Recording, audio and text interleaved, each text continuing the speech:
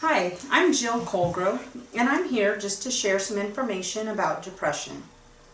Depression is something that we want to be able to talk about what it is, the signs and symptoms, and ways to be able to help yourself or to help others.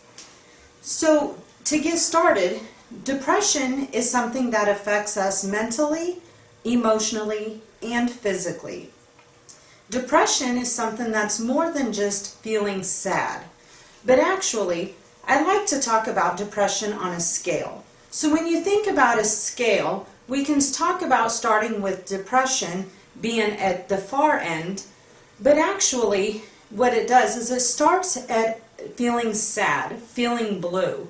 And when we don't take care of ourselves, when we're feeling sad or feeling blue, that depression can be able to increase as time goes on.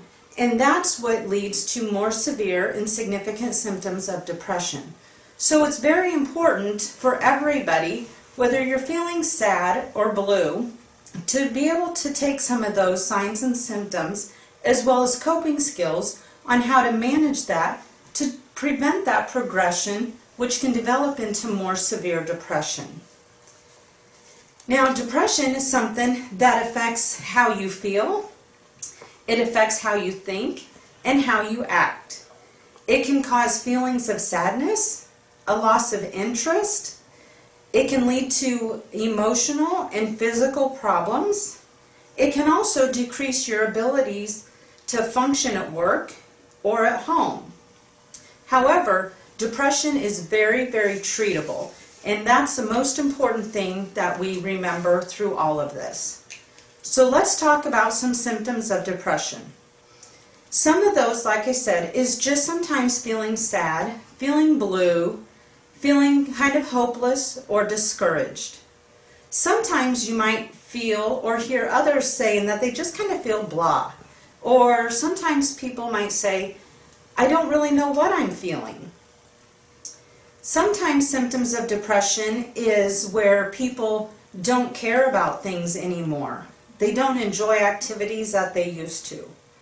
They've just lost interest in things around them or close to them or things that are important to them. Sometimes depression can come in ways where our appetite has changed. Maybe it's changed where we're eating more foods, we're craving specific foods. Sometimes it's where our appetite is just gone and we don't have one. Depression also comes in the form of sleep problems. It also comes in ways where sometimes people are very agitated. And I like to really take an extra second to talk about that, because when people show a lot of signs of anger or irritability, that is often a sign of depression. And we don't put those two together because we don't think of anger as being depressed. Other symptoms of depression would include things such as feeling like our body is just slowed down. We're kind of moving in slow motion. Our speech might be slowed. Sometimes people feel like they just have a sense of worthlessness or guilt. Sometimes when we're experiencing depression, we have a really hard time concentrating, focusing, making decisions, or like we just can't think. The other big symptoms of depression is where we start to have suicidal thoughts. Sometimes that can be what I call a fleeting thought, which is where it just kind of enters our mind and goes back away. Sometimes that can also be somebody who is actually thinking of a plan and a way on how they would follow through in being able to kill themselves. So what do we do to manage that depression? There's several things that we can do. I always say if somebody is feeling suicidal and having thoughts of wanting to hurt themselves or kill themselves, that we want to immediately take them to a hospital or call a crisis hotline, and I will show you what those are in a little bit.